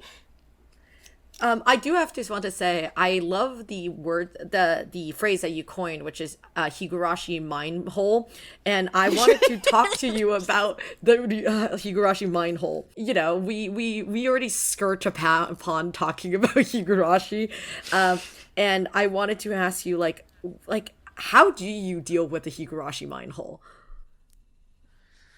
I mean, I haven't read Higurashi, so I don't have to. Oh, Or do you well, mean when other people do it? Well, I mean, I was just curious. I was like, I mean, if you did read Higurashi, I get to hear about that. But if you haven't, then, you know, do you think you're ever going to? Yes. And this is information I wasn't going to reveal publicly, but Oh, don't worry. I can feeling cut it. this part out as well. So. No, it's okay. You don't have to. The You don't secret have shadow to. announcement. Secret shadow announcement here. Someone and I signed a blood pact to read Higurashi together. Oh, very exciting. And we're trying to finish. We're trying to just do an episode a month at a time. That's great. Like one episode That's per very month. Yeah. exciting. So I to try to discourage people from trying to get me to read Higurashi, I clicked a bunch of spoilers and told all of Umiden that I had, so that they would leave me alone. So I do have some knowledge of what happens in Higurashi, but not full knowledge. And my feeling with spoilers is that I'm fine with them because I like trying to figure out how the story is going to structure how we get there. So I am having a tarnished and imperfect Higurashi experience that would surely disqualify me in the minds of the Twitter crowd from being a true fan of the When They Cry series, but I will be reading it. Yeah. Don't worry. I stand by you, and I think you're cool and based. And Thank you so much. I'll exonerate you for all your crimes. And so both Lurf and I are funny examples of people who were spoiled of Umineko in the middle of reading it. I knew Shikanen halfway through Umineko because I was reading a wiki, but I didn't understand it was Shikanen Triss for some reason. And then when it still all happened, I was still like, oh my god, it's Shikanen Triss all along. And Higurashi, to me, I don't believe there is much to say about the mystery aspects of it. Higurashi is heightened emotions. It is really, really good emotional writing. I despite the fact that Higurashi is not my thing, and I have a lot of thoughts about what I think of what you're describing as the Higurashi mind hole, which is that I don't recommend Higurashi to people because I don't believe people should read Higurashi first. Well, if you did end up reading Higurashi first, then you get to go on to enjoy Umineko because Umineko to me is peak. It's very good. But you should only enjoy Higurashi after you finish Umineko, because then you're going to read this whole thing and you'll be like, and then he went on to greener pastures and then didn't write about all these horribly other weird anime bullshit ever again. I have the exact opposite take.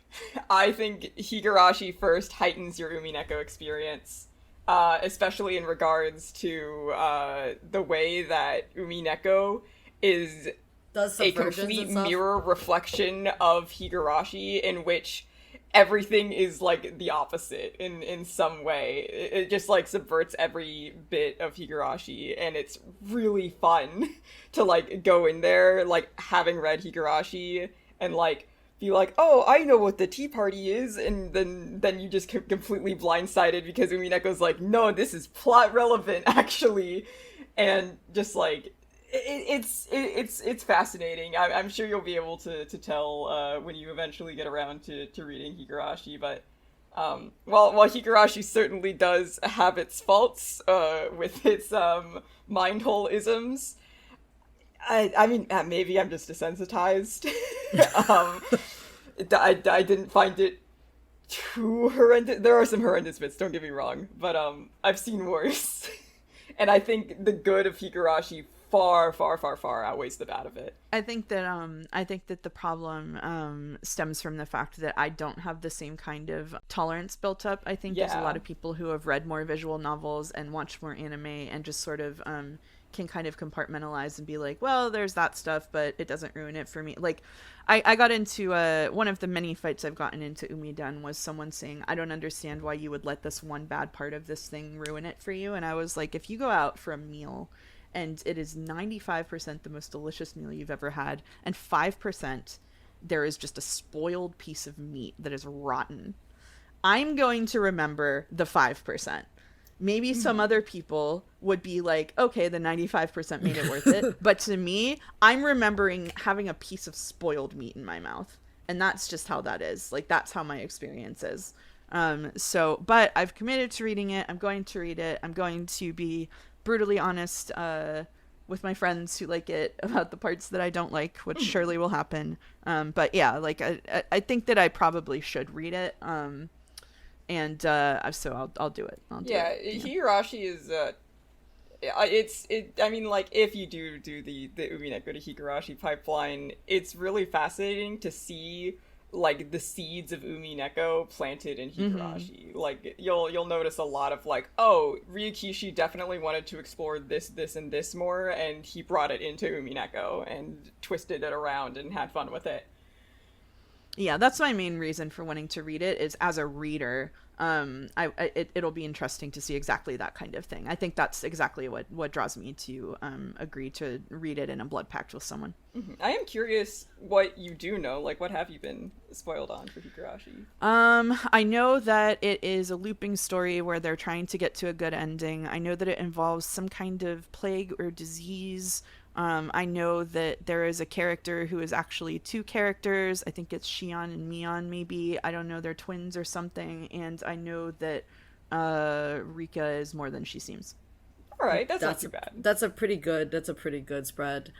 Yeah, it's a little over the board, but I feel like having more spread out spoilers is better than having like one really hyper specific spoiler. Yeah, it's definitely like I didn't go read like the entire I actually told someone that I went and read the entire description so they'd leave me alone. That's really funny. Based. To me, like, I for the longest time never read Higurashi's like VM version, and I just basically I didn't really like Higurashi for the longest time. I thought it was okay, but I didn't think it was incredible. I do have to say, like, well, after I read the actual VM version, there's a lot of parts I really, really love. And then just a lot of parts that I am just like, Ryukishi is writing this because he's in the climate of a bunch of people who are also writing similar weird this thing. It's problematic, it's weird, it's uncomfortable, they make a bunch of jokes that are super inappropriate, and it's not like, and it's really, really weird because Yukishi in the same chapters of writing inappropriate things would write like the best scenes about like character forgiveness, like, you know, implied sexual assault or like blah blah blah, like just incredible work, right? And then you're just like, and then somebody shows up and says, I want to dress a child in a maid outfit, and then you want to bang your head against a wall or something. And I got spoiled on whoever Irie is being just like the worst character in the visual novel. Irie. And the maid scenes. There's a lot of complicated things. I won't get into Irie, but there's yeah, I don't have any context. That's what I know though. I also so two things spring to mind. One is that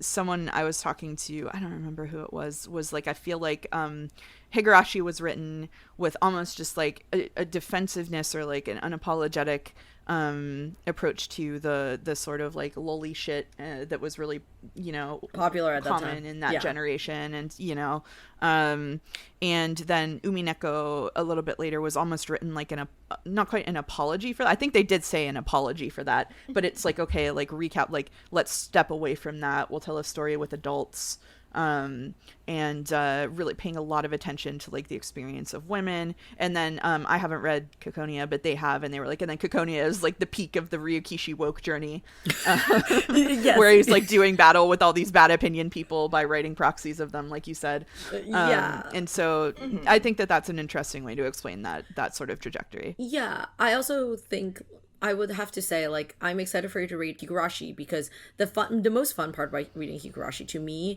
is that you can watch Ryukishi get better as a writer throughout each chapters. Like, it is a visible experience you can like go through with him, and then you're like, oh, and this is when this idea became more interesting to him, or like this is when he knew how to write this better. And then you would read a scene and you will be like, and then in Umineko he's going to be able to write that scene so much better. Like, you will read that whole scene and make it better. Yes, problematic elements of Higurashi and all this shit.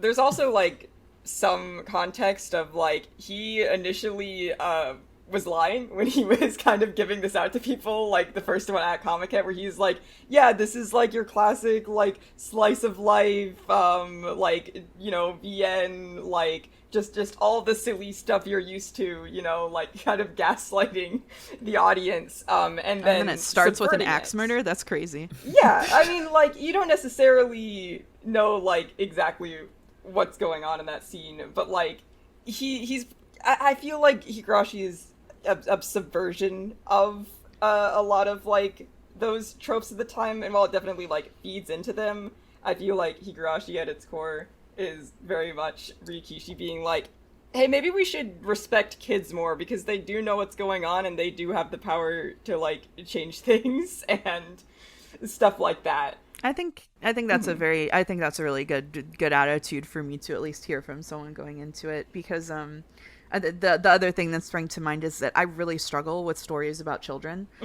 starring children, and that's not because I think they're that's not because I think they're bad, but like I'm older than most people, right? I'm 36, and I am so far removed from childhood, and I had a very bad childhood that I don't really want to be put in the mindset of a child. I don't have any children of my own, so I don't really think about them, and I feel strangely almost like voyeuristic watching or reading stories about children, and this is also why I don't watch a lot of anime. I can deal with something like Cowboy Bebop, which is adults, but a lot of the anime that's really popular now that has to do with teenagers and coming of age stories, I feel really strange watching it. Like, it feels like I shouldn't be there, and so that's also something I struggle with Higurashi. So that's something that I'm just gonna have to kind of tank.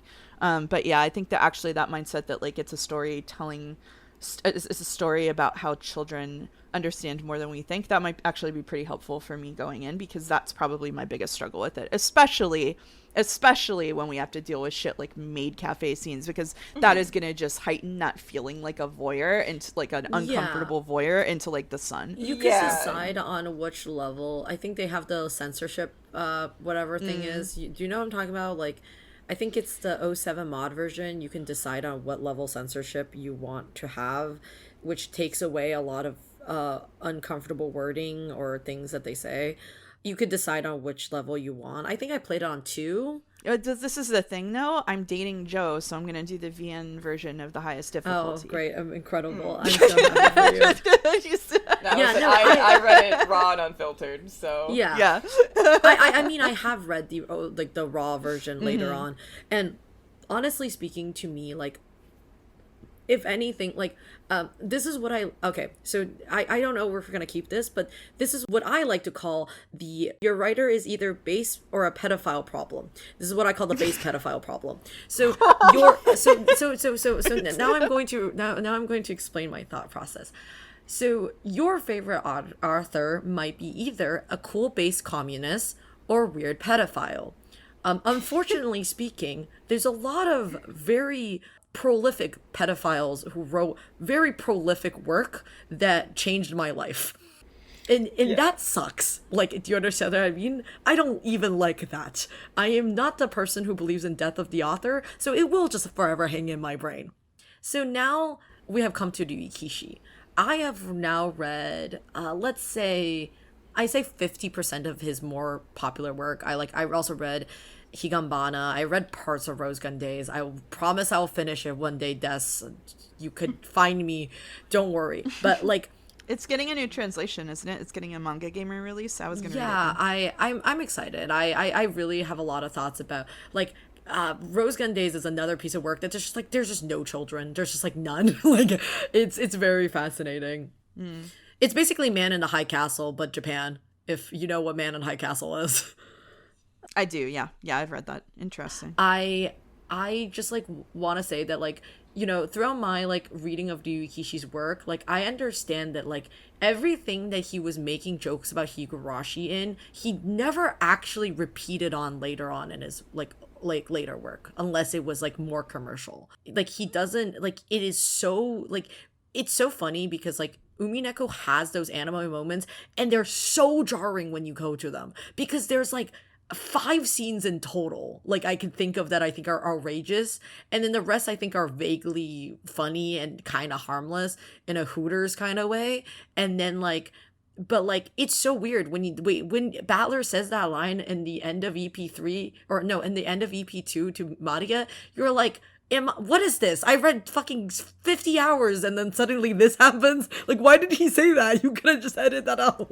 Like, it's so weird. Oh my Yeah, God. it's very weird. But I also have to like look at, because the thing about those scenes in Umineko is they stop when Sayo stops writing the message bottles. So I have to wonder, is this an intentional Sayo thing, or did Ryakishi just decide to stop doing it?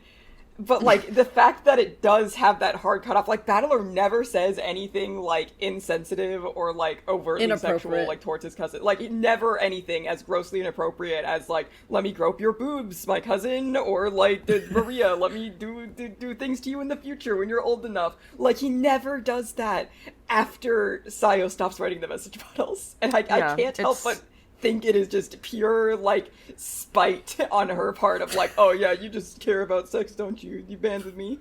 Fucking. That was always my interpretation of it, right? Like, even if you discard the possibility that the boob groping scene is, you know, significant because she's just standing there waiting for him to, like, sort of daring him to find out for himself. Even if you discard that, the fact is that Battler, in the episodes that Sayo is responsible for, is almost written like a small Rudolph, right? Like, he's written all of the characters, all of the family is written as their worst selves. And also, Sayo is writing a Battler from her vague memories of him when he was, like, 12. So, like, you know, like, stupid 12-year-old is gonna be making, like, dick jokes and stuff like that, because that's just how kids are. And so that, she doesn't know how Battler is in the modern day, and she also has this, like, tinted view of him now, where she's just kind of, like, I wouldn't, like, necessarily call her, like, cruel. Like, she portrays Battler in an asympathetic light, of course. I like, mean, she she's understands the struggles, him. but, like, she is strawmanning him. She's totally strawmanning him. Like, I mean, she is like, oh, he was gonna break down and cry every time anyone, like, anything, fucking challenges his view of other people around him, and blah, blah, blah. My funny thought experiment is that, she writes, Natsuhi having headaches all the time because Natsuhi was, like, a bitch to her in every way, and she just wants to inflict pain on her. I interpret Natsuhi's headaches as just, like, a side effect of repressing a memory at that age, because it is very hard to repress memories, like, the older you get, to, like, you know, like, repress trauma, and, like, I feel like that lingering migraine is just always a reminder of the shit she did that she's trying to forget that she did. That probably makes more sense. God, it's very funny, and that's what makes for random Umineko readings fun, I say. Yeah, but I do fully, you know what, I do fully buy into the fact that it is entirely a Sayo thing, just because I feel like Sayo's a very sexually repressed person. Like, episode 2 is, like, the most sexual thing I've ever read in my life, and there was no sex in it. Yeah. There's just so much there where it's just, like, Sayo just has a lot of these repressed feelings, and also, like, a lot of resentment, possibly religious, as well. Like, there's a lot of sources for why she's like this, and the episode 2 is just, like, fascinating, and I feel like that just leaks into how she writes Battler, especially Battler being an object of her attraction as well. Battler is, like, the most, like, sexual of the of-age cousins, you know? And I can't help but wonder, is that, like, also, like, a side effect of Sayo's writing? Or, you know, Umineko, there's so much you can interpret in different ways. Like, when we talk about Umineko being a feminist text, I think you're right that episode 2 is sort of the most... It's... Episode 2 and 6 are probably where the gender dynamics get the most interesting. Especially sort of the gender dynamics within Sayo. Having all three of those couples on screen and watching how they behave together, it's like, even between George and Shannon, They're talking about getting married and all of this stuff. And, you know, Jessica is like, oh, are you two spending the night together? Hee hee. And Shannon's like, no, don't be like that. It's not like that. Like, it's very, sort of a dry relationship. You don't feel the biggest passion on the screen is Battler and Beato. And then there's just like, but she doesn't, in that version that she's writing of Beato, it feels like the way that she's working out her feelings toward Battler or her urges toward Battler is that she doesn't understand how to process that unless it is cloaked in like some kind of reversal of the power dynamic, and there's a lot of like disdain toward men. There's, you know, that just like out of pocket rant that Beato goes on about. Iconic rant about men are like maggots drawn to your sweet scent. I cannot wait for us to record that episode about my whole theory about that scene and the reality of it. Thinking about the reality of things is very funny. I have a whole theory about episode 2 that I haven't seen posted anywhere else, so I'm very excited to bring it to the podcast. But like, as you were saying, just like all this resentment towards Battler, and also Beato is a lot of what Sayo represses of herself. It's her like mean and cruel side, it's her like sexual side, and it is like the whole reason that this version of Beato was created was to repress her feelings for Battler. So all of these things that Sayo's repressed have just built up inside Beato, which is why she is the way she is, you know, like the whole like sexual frustration, the animosity, the childishness, because like Sayo never really got to be a kid because she was working as a servant since she was 10 years old. So there's just so much of Sayo bottled up in there, and it's all just exploding out in this character, and it's very fascinating.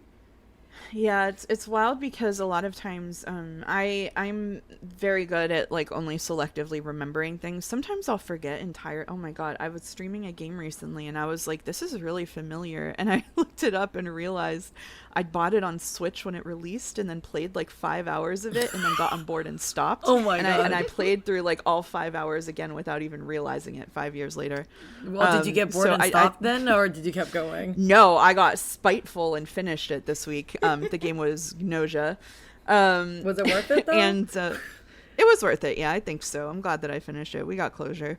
But with Umineko, especially Beato and Battler, and maybe to a slightly lesser extent Angie, and some of the other family members are just like imprinted onto my mind forever. And Beato especially, because I don't like, Ryukishi worked some magic on just like the explosiveness of the emotions, and like you said, the childishness and like the rage that are packed into that character and just simmering beneath the surface waiting to explode into this behavior that sometimes seems random until you understand exactly what went into her creation. And that's why it's so funny to me he said that he doesn't write character-driven visual novels, because my god, she's carrying the whole thing on her back. Yeah, like it's actually crazy to me, because I would think that Yukishi's the most character-driven person possible. Like, he writes incredible characters, and for them to do exactly like, you know, the most insane things possible for great reasons. Yeah. Honestly speaking, Mouse, we would love to have you on for as long as we possibly can, but I understand that we all live in busy schedules, and this was an absolute miracle for us to even be able to record this today and not record it, you know, sometimes a few months out. I am super happy to have you.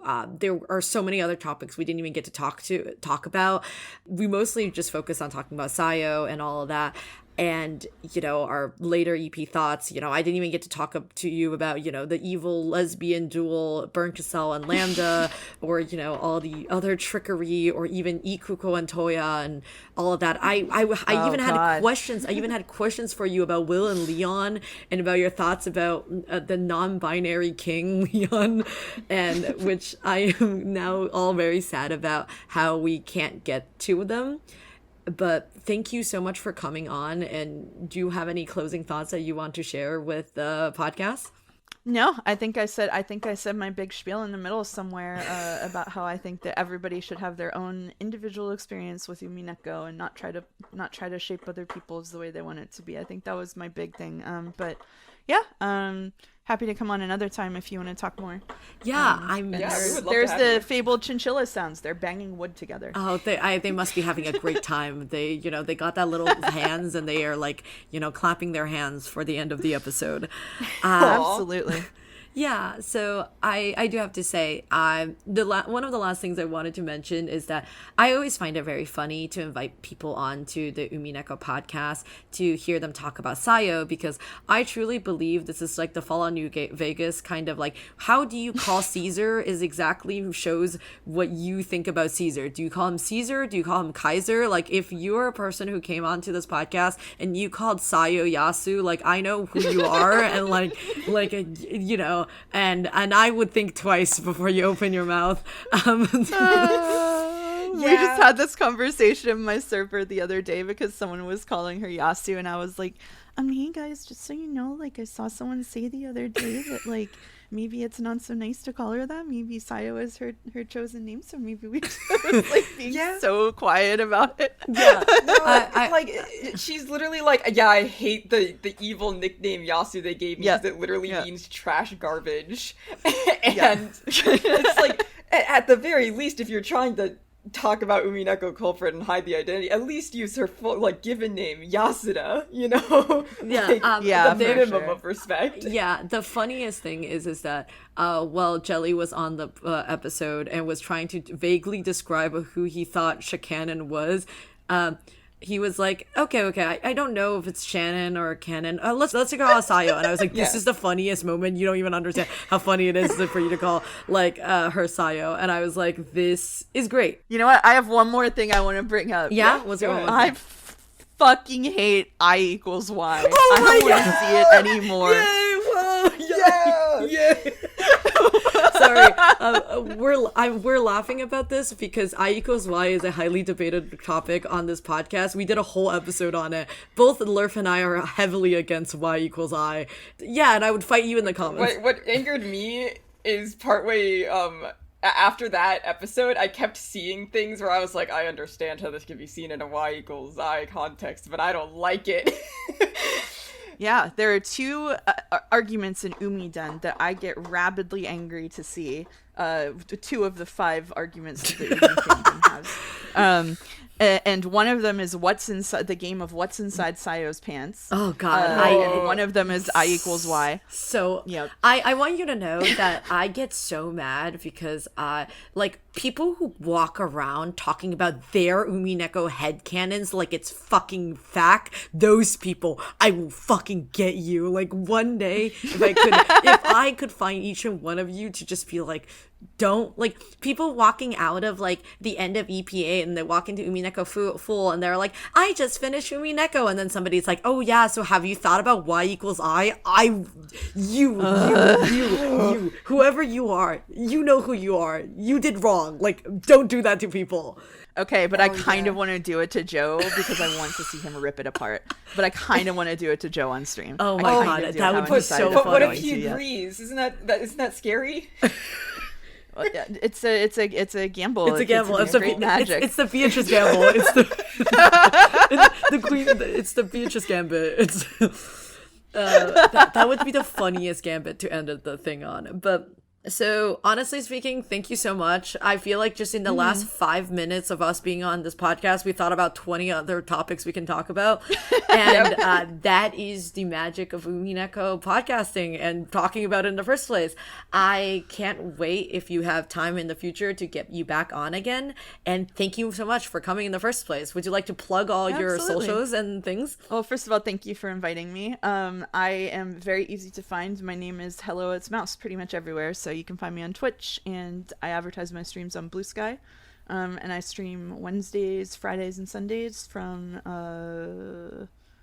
6 p.m. to 10 p.m. Eastern. Right now, on Sundays, Joe and I are streaming together, reading another visual novel called The Sekimeya, which is sort of an inverse Umineko in which only the mystery matters. So, if you want to see that, we're about a quarter of the way in, and there were VODs on my YouTube channel. Well, that's very exciting. That's it. Thank you so much for everybody for listening. I will just say this for now. This recording is 2 hours long, and I cannot wait to find out how much of this I have to cut out. There were at least 3 different parts where we said we're cutting this out. So yeah, thank you everybody for listening. See cats do crime. Everybody wave at the camera. Bye. Bye.